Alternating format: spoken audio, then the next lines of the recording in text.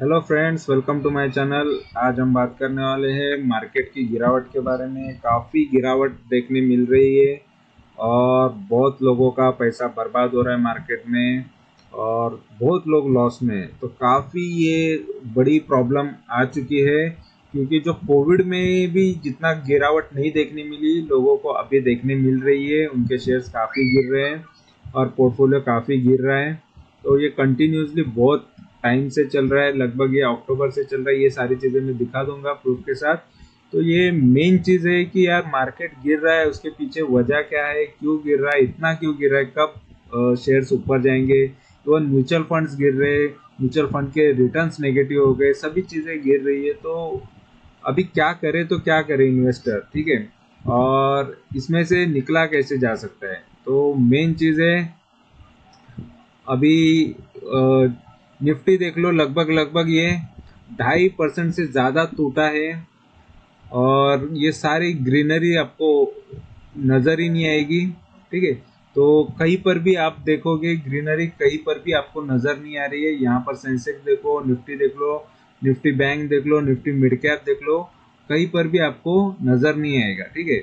और यहाँ पर भी पूरा बेयरिश टेक्निकल इसके बारे में बेयरिश ही बता रहा है। इवन इसके निफ्टी के बारे में तो अभी भी गिरावट आ सकते हैं ऐसा ये बता रहा है। तो काफ़ी बुरा हाल हो चुका है कंपनीज का, मार्केट का। और क्या हो सकता है, हम क्या कर सकते हैं। यहाँ पर एक ही इंडेक्स भी देख लो, निफ्टी 50 तो 2.5% से ज़्यादा है, निफ्टी बैंक 3% गिरा और निफ्टी मिड कैप 100 2.89% गिरा है। निफ्टी एनएक्सटी नेक्स्ट 50 ये 2.25% गिरा है। निफ्टी 100 ये भी 2.5% से ज़्यादा गिरा है, ये भी 2.5%। निफ्टी 200 भी 2.5% से ज़्यादा गिरा है। तो काफ़ी शेयर्स गिरे हैं, ठीक है। और यहाँ पर ऊपर में और डिटेल दे दूंगा आपको। और ये हुआ क्यों है, इसके पीछे वजह क्या है और कितना लॉस अभी तक लोगों को हुआ है, ये मैं बता देता हूँ। देखो 2 दिन का डेटा यहाँ पर शो हो रहा है और उसके मुकाबले या उसके हिसाब से अगर देखा जाए तो इन्वेस्टर को लगभग लगभग यहाँ पर इन्वेस्टर का वेल्थ जो बर्बाद हुआ है या डूबा है वो है लगभग 9.75 लाख करोड़, ठीक है।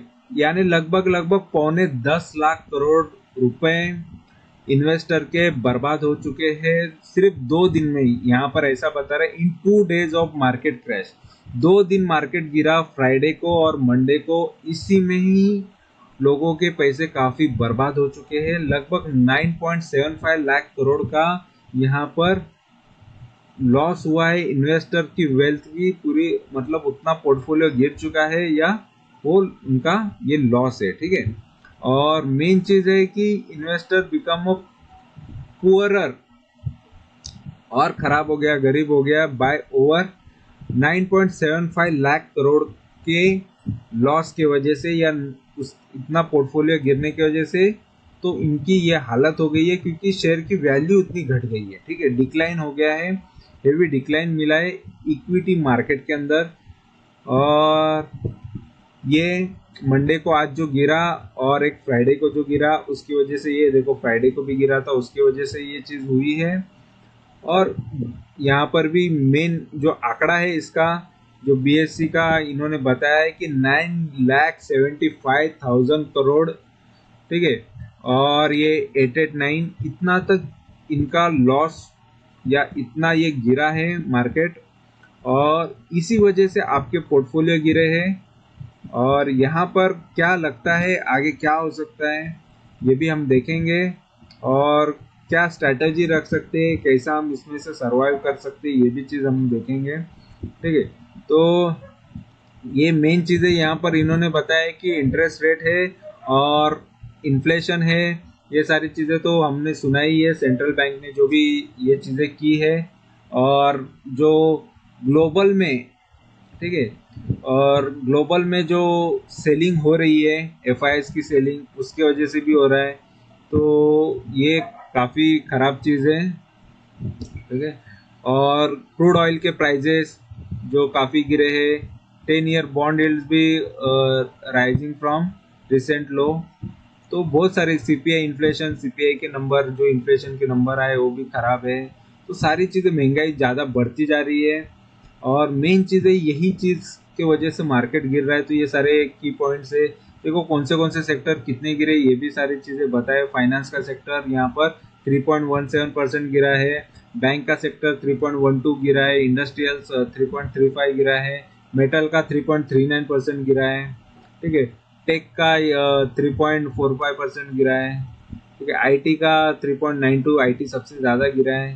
तो ये गिरावट काफी सभी सेक्टर में देखने मिली है। तो आपके पास जो भी शेयर होगा वो गिरा ही होगा, ठीक है। और यहाँ पर एफआईएस कंटिन्यूसली सेलिंग कर रहे हैं, इस वजह से भी प्रॉब्लम है। ये ही मेन प्रॉब्लम की वजह से मार्केट काफी गिर रहा है। और आगे क्या हो सकता है ये किसको भी नहीं पता। फिलहाल तो यहाँ पर मैं आपको बता सकता हूँ कि इसके सपोर्ट कहाँ रेडी हो रहे, कहाँ पर ये सपोर्ट दिख रहा है, वो चीज हम देख लेते हैं। और मेन है कि ग्लोबल मार्केट भी इसको गिराने के पीछे लगा है। देखो ग्लोबल में ही चीजें खराब है। लगभग देख लो ये नास्डैक जो है कितना गिरावट अभी भी उसमें देखने मिल रहा है, 3.93% का गिरावट नास्डैक में देखने मिल रहा है। और ये यूरोपियन मार्केट, ये यूएस का मार्केट है नास्डैक, ये यूरोपियन मार्केट है, यूरोप का मार्केट है। ये भी ग्लोबल मार्केट भी गिरता है तो भी इंडियन मार्केट भी गिरता है। एसजीएक्स निफ्टी भी गिरा है, ठीक है। और ये एशियन मार्केट है पूरा।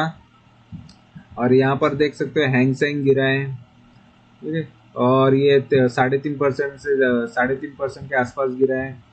और ये चाइना वाइना के सारे मार्केट गिरे, जापान के भी मार्केट गिरा है। तो सभी जगह के मार्केट गिरने की वजह से ये प्रॉब्लम आपको देखने मिल रहा है। और ये चीज से बचने का कोई सॉल्यूशन है, क्या कर सकते हैं, ये चीजें हम मैं यहाँ पर बता रहा हूँ। और यहाँ पर डॉलर का देखो, डॉलर बढ़ते जा रहा है, 78 रुपीज का एक डॉलर हो गया है, ठीक है। 71-72 का था, यहाँ पर इतना बढ़ रहा है। तो उसके वजह से जो अगर हम कुछ इंपोर्ट करते हैं तो ज़्यादा पेमेंट करना पड़ता है। तो ये एक चीज़ हो गई है, क्योंकि हम डॉलर में पेमेंट करते हैं। तो काफ़ी महंगाई बढ़ती जा रही है और यही महंगाई के रीजन है, ठीक है। तो काफ़ी ये खराब चीज़ हो रही है। और यहाँ पर जो इंडेक्स है, निफ्टी का इंडेक्स है, इसके बारे में दिखा देता हूँ कि ये कहाँ पर इसके लो नज़र आ रहे हैं। तो फिलहाल मुझे देखो, अगर एक साल के चार्ट देखूँ तो लगभग ये देखो, ये एक शेयर या ये निफ्टी, शेयर नहीं बोल सकते, निफ्टी जो है, यहाँ पर ये इंडेक्स जो है काफ़ी बड़ा था, ठीक है। ये कंटिन्यूसली 15,000 से ये काफ़ी ये ऊपर गया था, लगभग 18,000, 3,000 पॉइंट बढ़ा था। वैसे ये 3,000 पॉइंट अभी घट भी गया, वही लेवल पे आ गया। मतलब एक साल पहले जो लेवल था वही लेवल पे ये लाके पटक दिया है, ठीक है। तो मेन चीज़ है यही होती है कि कहीं ना कहीं गिरावट फिर से आ सकती है। तो फिर से ये आई है, ये जो मूवमेंट आया था उसके बाद ये गिरावट आई है। और ये कब से गिरना चालू किया है, ये अक्टूबर से गिरना चालू किया है। क्योंकि अक्टूबर से मैं खुद भी देख रहा हूँ कि बीच बीच में कुछ कुछ शेयर्स बढ़ रहे थे, ये फिर से ऊपर गया, फिर से गिरावट देने लगा, फिर से बीच में कभी तो एक मौका दिया एक दो बार कि शेयर्स कुछ बढ़ने लगे, फिर से गिरावट आया। तो फिलहाल थोड़ा सा अभी मौका दिया था, फिर से अभी शेयर्स गिरे। और ये गैप डाउन ओपनिंग हुई है, मतलब ये गैप छोड़ा है इसने। और ये गैप फिल करने के लिए एक बार फिर से ये ऊपर जाएगा, तो गैप फिल करके शायद और नीचे ना जाए। फिलहाल तो सपोर्ट बना ले, क्योंकि यहाँ पर एक सपोर्ट जो रेडी बन रहा है, ये एक ही सपोर्ट है, ये लेवल का, लगभग ये 15,500 का लेवल जो है, ठीक है, 15,500 का जो लेवल है वो तोड़ दिएगा तो और भी नीचे इसमें गिरावट देखने मिल सकती है, ठीक है। 15,000, 450, ठीक है, 15,000, 450 भी तोड़ दिया तो फिर बहुत पुराने इसके लेवल ओपन हो जाएंगे। तो फिलहाल ये काफी गिरावट इसमें देखने मिली है, लेकिन साल भर का जो लो है उसका वो तोड़ दिया तो और भी नीचे जा सकता है, ठीक है। तो यहाँ से फिर देख लो, मोस्ट ऑफ मार्केट ऑलरेडी पूरे 5 साल का मैं चार्ट देख रहा हूँ, तो इसमें मुझे एक ही चीज नजर आ रही है कि मार्केट कंटिन्यूसली, देखो 7,000 का मार्केट था, 7,500 का कोविड के टाइम पे, 7,500 का मार्केट अगर 18,000 हो जाता है, डबल से भी ज्यादा, ठीक है, डबल से भी ज्यादा हो जाता है, तो कहीं ना कहीं करेक्शन पॉसिबल था। क्योंकि इस स्पीड में कभी भी आपको नजर नहीं आएगा, ये पूरे 5 साल में देख लो या पहले देख लो, ऐसे स्पीड में कभी ना ये रॉकेट की तरह ऊपर भागते हुए आपको कभी भी नजर नहीं आएगा, क्योंकि ये जो गिरावट वैसी रॉकेट की तरह नीचे जमीन पे एकदम तेजी से आई थी गिरावट, लेकिन बढ़ा भी तो रॉकेट की तरह ही ऊपर जा रहा है। ठीक है, और इतना ऊपर गया, इतना स्पीड में ये हो गया कि इसने काफी लोगों को मालामाल कर दिया। ये गिरावट के बाद 2020 की जो कोरोना की कोविड की गिरावट थी, उसके बाद लोगों को ये लगा कि यार ये गिरावट भी इसी तरीके से प्रॉफिट देगी। लेकिन ये जो गिरावट थी ये शार्प गिरावट थी, कंटिन्यू गिरावट थी, और वैसे बढ़ना भी हुआ तो कंटिन्यू बढ़ते भी गया। ठीक है, मतलब ये जो पहले 12,000 का निफ्टी था वो डायरेक्ट 7 7.5 हो गया था, और यहाँ से 7.5 का निफ्टी डायरेक्ट 18 हो गया। ठीक है, 18 18.5 तक गया ये, और उसके बाद इसमें करेक्शन पॉसिबल था, और वो फिर से करेक्ट होके जो एक साल पहले लो जो प्राइस था वो एक साल पहले वाले प्राइस पे ये आकर अभी रुका है, आसपास ही है, और वो भी लो तोड़ देगा तो फिर पुराने वो सपोर्ट के हिसाब से वो नीचे आएगा।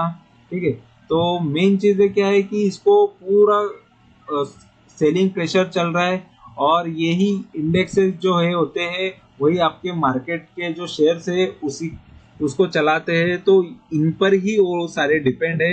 अगर यही खराब चलेगा तो आपके शेयर्स भी खराब ही चलेंगे। तो मेन चीज यही जड़ है, अगर यही हमेशा पॉजिटिव रहे, अच्छा रहे, तो आपके शेयर्स भी कुछ ना कुछ वो पॉजिटिविटी दिखाएंगे। अगर ये खराब रहेगा तो ऑलरेडी आपके पूरे शेयर्स खराब ही रहेंगे। ठीक है, तो यहाँ पर ये यही चीज के वजह से मार्केट करेक्ट हो रहा है, क्योंकि ये 2 साल जो आपको रिटर्न्स दिया, ठीक है, 2 साल या 1.5 साल जो रिटर्न्स दिया आपको, वो तो उसको करेक्शन देना ही पड़ेगा। 1.5 साल के अंदर जो मार्केट बढ़ा है तो कहीं ना कहीं से जाके करेक्शन तो आएगा ही, और ये करेक्शन अभी आ रहा है, इसी वजह से आ रहा है, और ये करेक्शन की वजह से काफी शेयर गिर रहा है। ठीक है, और मेन चीज ये है कि ये गिरावट जो आ रही है, और ये गिरावट कितने टाइम रहने वाली है। ठीक, क्योंकि इतनी गिरावट तो कभी मुझे भी लाइफ में देखने नहीं मिली कि कंटिन्यूसली इतना टाइम से गिर रहा है। लगभग लगभग ये 6 महीने से ज्यादा हो गया है कि इसमें बहुत सारे शेयर्स में गिरावट आपको देखने मिली है। जैसे मैं यहाँ पर एक साल का अगर चार्ट दिखाता हूँ, तो ये अक्टूबर से जब से गिरना चालू हुआ तो मेजोरिटी स्टॉक यहाँ पर आके दब गए पूरे, उनकी इतनी हालत खराब हो गई, वो फिर से बढ़े नहीं, कुछ कुछ फिर से बढ़े, फिर से उनको दबाया गया, फिर से गिरे शेयर। ठीक है, फिर से उनको उठने की कोशिश की, फिर से उनको गिराया गया। तो ये चीज हुई है, और मेजोरिटी स्टॉक आपके भी पोर्टफोलियो में अगर आप देखोगे तो गिरे हुए ही नजर आएंगे। बहुत कम स्टॉक होंगे या कम शेयर होंगे जो पॉजिटिव रहेंगे। मेजोरिटी 70 80 90% स्टॉक तो आपके डाउन ही रहेंगे, ऐसा मुझे लगता है। क्योंकि निफ्टी जो है उसी तरीके से इंडेक्स जो है बहुत खराब परफॉर्म कर रहा है, और ये लोगों को बोलते हैं कभी कभी, जैसे मूवीज में दिखाया जाता है कि तड़पा तड़पा के मारो, तो इसी तरीके से तड़पा तड़पा के इन्वेस्टर को मार रहा है ये मार्केट। ठीक है, मतलब हमको एक साथ में नहीं मारा है, जैसे कोविड ने एक साथ मार दिया था, एकदम पूरा ये कर दिया था, और एकदम बड़ी गिरावट दिखा दी थी जैसे। ठीक है, ये जो बड़ी गिरावट में एकदम से सबको मार दिया था, एक ही सांस में मार दिया था, एक बहुत फास्ट में आया था, और उसके वजह से स्पीड में वो रिकवर भी हुआ। यहाँ पर जो बच गया, ठीक है, यहाँ पर जो इन्वेस्टर बच गया उसको फिर बहुत अच्छे रिटर्न दिए। लेकिन यहाँ पर जो है, ये जो एक साल का हम चार्ट देख रहे हैं, यहाँ पर है ना, लोगों को, इन्वेस्टर को काफी बुरी तरह मारा जा रहा है, और बुरा हाल किया जा रहा है। उनके पोर्टफोलियो 70 80% तक गिराए जा रहे हैं। काफी करेक्शन आ रहा है, क्योंकि एफआईज निकल रहे हैं, महंगाई बढ़ रही है, सब कुछ हो रहा है, और यहाँ पर बहुत बुरा हाल हो गया है। ठीक है, और इसी वजह से आगे बोल नहीं सकते क्या हो सकता है, बट फिलहाल हम तो देखो सिचुएशन कब ठीक हो जाएगी, क्या होगा। फिलहाल तो देखो अक्टूबर से जो गिरावट देखने मिली है, अक्टूबर से मार्च तक 6 महीने कंप्लीट होते हैं, अभी जून भी आया टोटल, यानी 9 महीने हुए। 9 महीने से मार्केट काफी दबा हुआ है और काफी खराब चल रहा है। तो ऐसे सिचुएशन में बताओ कि आपका शेयर कैसे भागेगा, इसके पीछे रीजन बताओ, कि वैलिड रीजन बताओ कि शेयर आपका भागना चाहिए। क्योंकि ओवरऑल पोर्टफोलियो बहुत लोगों के गिर चुके हैं, और मैं एक स्टॉक के बारे में भी बता देता हूँ, काफी वो भी आज के दिन गिरा है, और वो मेरे पोर्टफोलियो का भी है, और ये है वो share RBL bank. RBL bank 22-22.5% गिरा है, यानी इसका लोअर सर्किट जो था, यहाँ पर सर्किट बता देता हूँ, इसका जो लोअर सर्किट बन रहा था वो 85.20 लोअर सर्किट मतलब क्या होता है पता है कि इसका जो प्रीवियस प्राइस है उससे अगर गिना जाए ये प्राइस तो लगभग 25% का इन्होंने इतना बड़ा लोअर सर्किट रखा है, यानी एक दिन में वो शेयर 25% भी गिर सकता है। तो ये लगभग आज 25% के आसपास ही गिरा, बहुत जबरदस्त इसमें गिरावट देखने मिली। और इसी तरीके से बुरा हाल हो गया ये इन्वेस्टर का, और मैं भी इसमें इन्वेस्टेड हूँ। समझ लो अगर आपके कैपिटल डायरेक्ट एक ही दिन में 22-23% से गायब हो जाए या इतना गिर जाए तो आप सोच लो कि कितना बुरा हाल हो सकता है। लेकिन ये कंपनी के बारे में बताना मतलब मोस्ट ऑफ ऐसा होता है कि कभी कभी फाइनेंशियल सेक्टर काफी दबे हुए और इसके गिरावट के पीछे की एक ही वजह है। तो सिंपल एक ही वजह मुझे यहाँ पर नजर आ रही है, इसके जो नए सीईओ अपॉइंट हुए हैं, ठीक है। यहाँ पर RBI bank sinks to record low हो गया है, और क्योंकि new CEO after CEO appointed. देखो मैंने हमेशा बोला है मैनेजमेंट में कुछ चेंजेस आता है, मैनेजमेंट में कुछ बदलाव आते हैं तो काफी गिरावट देखने मिली है। मैंने मेरा एक्सपीरियंस के साथ बता दिया था, और ऐसा ही बुरा हाल ये शेयर का भी हुआ है, ओवरऑल मार्केट का भी हुआ है, ठीक है। तो काफी बुरा हाल ये कंपनीज में बहुत सारे हुए हैं, ठीक है। और उसके बाद यहाँ पर एशियन ग्रेनिटो तो कब से मैं बता ही रहा हूँ, और एशियन ग्रेनिटो भी काफी गिर रहा है। और मेन चीज है कि सभी शेयर्स आपको गिरते हुए नजर आएंगे। तो एशियन ग्रेनिटो तो मैं वीडियो डालते ही रहता हूँ। देखो 6% टूटा है, इसमें भी मैनेजमेंट में सीएफओ अपॉइंट हुआ है, चीफ फाइनेंशियल ऑफिसर नए अपॉइंट हुए, तो ये भी बैड न्यूज है। और ओवरऑल मार्केट भी गिरा है, तो काफी शेयर्स लो पे लो मारे जा रहे हैं। इसने भी आज और एक नया लो बना दिया, काफी लो शेयर्स में नजर आ रहे हैं। लोग बहुत परेशान हो गए हैं, क्या करना है, कैसे सरवाइव करना है, तो बहुत बुरा हाल हो रहा है, ठीक है। और बहुत सारे शेयर्स है जैसे रेपको होम फाइनेंस भी काफी गिर चुका है, ठीक है। ये भी 52 वीक लो पे है, बहुत सारे शेयर्स काफी गिरे हैं।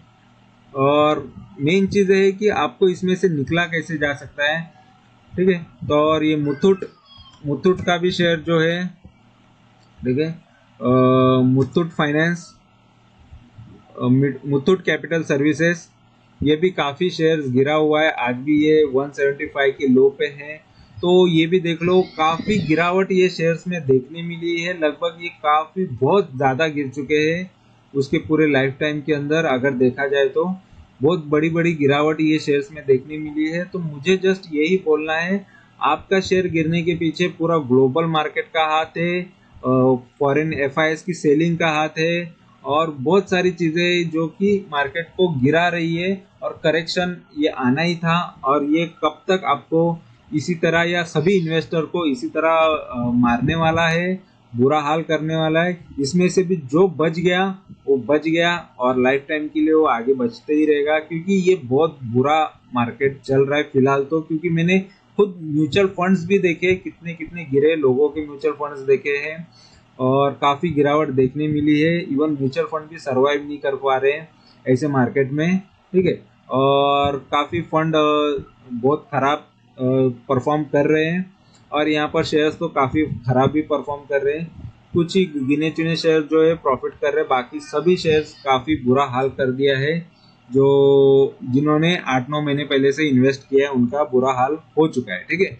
तो ये आगे क्या हो सकता है, जस्ट आपको ये पेशेंस रखना है। जो भी न्यूज आएगी, जो भी अपडेट आएगा, ये तो मैं बताऊंगा ही, लेकिन जस्ट आपको पेशेंस रखना है या पूरा माल बेच के निकल जाना है। दो ही चीजें हैं, एक तो पेशेंस रखो या माल बेच के पूरा जो भी आपको लगता है, ठीक है। हम तो पेशेंस दिखाते हैं और दिखाते रहेंगे, मैं यही कर रहा हूँ। या फिर आपको डर लगता है, यार आपको पेशेंस नहीं है, आगे डर लग रहा है कि और क्या हो सकता है शेयर के साथ, तो आप जो भी करना चाहे आपका पोर्टफोलियो है उसके साथ कर सकते हो। लेकिन फिलहाल तो ऐसे सिचुएशन में भी मैं मेरा शेयर्स सारे होल्ड कर रहा हूँ। देखो इतना लोगों को लॉस हो रहा है, 2 दिन का ये लॉस है, 2 दिन का इतना कैपिटल गिर गया है, ठीक है, इतना बुरा हाल हो गया है मार्केट का। तो मार्केट में तो बहुत लोग इन्वॉल्व है, तो सभी का हाल ये बुरा हो गया है, ठीक है। तो आगे यहाँ पर एक ही उम्मीद लगा के रख सकते हैं कि यार ये शेयर या इंडेक्स ऊपर की तरफ भागे और ऐसे चार्ट ना देखने मिले, और इस तरीके का थोड़ा टाइम अगर मूवमेंट देता है तो बहुत सारे शेयर्स हमको ऊपर जाते हुए नजर आएंगे। या फिर जैसे ये जिस तरीके से ये भागा हुआ है, जैसे ये गिरावट के बाद ऐसा और एक फिर से ये लो के आसपास तो आ चुका है ऑलरेडी, 52 वीक लो, यहाँ से ये रिवर्स हो जाता है। अगर रिवर्स जाके फिर से 15,000 के ऊपर 16, 17, 18,000 ये मारता है तो जरूर आपके सारे शेयर्स पॉजिटिव आ जाएंगे और प्रॉफिट में जरूर देखने मिलेंगे। तो फिलहाल आप इसमें होल्ड करना है तो होल्ड कर सकते हो, पेशेंस रखना है तो रख सकते हो, क्योंकि पेशेंस से ही इंसान ने, बहुत लोगों ने अच्छा वेल्थ क्रिएट किया है। तो कम से कम पेशेंस रखना सीख गए। ये टाइम पे अगर आपने शेयर्स को अच्छे से रखा और उसमें चाहिए तो डिप में बाय ऑन डिप करते गए या थोड़ा बहुत एवरेज किया तो काफी आपके रिटर्न्स अच्छे बन सकते हैं। फिलहाल तो मैं भी यही स्ट्रेटेजी यूज करता हूँ, और आगे देखा जाए कि और कितना गिरावट इसमें देखने मिलती है तो मैं भी देख ही रहा हूँ। और मेन चीज़ है कि आपके पास कैपिटल बैकअप में रखा करो, ताकि ऐसा कोई मौका आए कि और थोड़ा खरीदने का और मिले, लगे कि आपके शेयर्स थोड़े गिरे तो थोड़ा थोड़ा करके खरीद के उसमें और क्वांटिटीज बढ़ाओ और आपका एवरेज प्राइस थोड़ा नीचे लाओ, तो उससे आपको प्रॉफिट भी अच्छा हो सकता है, ठीक है। तो ये मार्केट ने बुरा हाल कर दिया है। अभी हमको इसमें से जो भी बचेगा वो विनर है, हमको जीतना है तो इसमें इन्वेस्ट करके या होल्ड करके या पेशेंस रख के ही हम काम कर सकते हैं, नहीं तो कम्प्लीटली लॉस लेके बोरिया बिस्तर बांध के घर पे बैठ जाओ, कुछ मत करो, मार्केट में दोबारा आओ मत। यही चीज मार्केट सिखाता है कि भगाने की कोशिश करता है और लोग भाग भी जाते हैं। तो मेन है कि आप में कितना पेशेंस है, यही चीज से पैसा बनता है। देखो पेशेंस से पैसा बना है, पेशेंस रखोगे या टिके रहोगे तो ही पैसा बनेगा, मार्केट से भागोगे तो नहीं बनेगा। सामना करो, मैं तो सामना कर रहा हूँ। देखो आगे कितने रिटर्न्स जनरेट हो सकते हैं। फिलहाल तो मार्केट जैसे पॉजिटिव आएगा तो सारे शेयर्स मैं आपको दिखा दूंगा कि प्रॉफिट में आते हुए, मेरे सारे शेयर्स प्रॉफिट में, और इवन आपके भी शेयर्स प्रॉफिट में आ जाएंगे, कोई बड़ी बात नहीं है। तो जस्ट पेशेंस रखो और मैजिक देखो। तो देखो ये सारी चीजें होती है और मैंने देखी है, इस वजह से बोल रहा हूँ। थोड़ा ये बार बहुत टाइम लगा है, लेकिन जरूर प्रॉफिट आपको नजर आएंगे, आपके पोर्टफोलियो में भी, मेरे पोर्टफोलियो में भी। तो वीडियो अच्छा लगा है तो जरूर चैनल को सब्सक्राइब करो, लाइक करो, कमेंट करो, दोस्तों के साथ शेयर करो। Thank you very much for watching my video. Thank you, bye bye.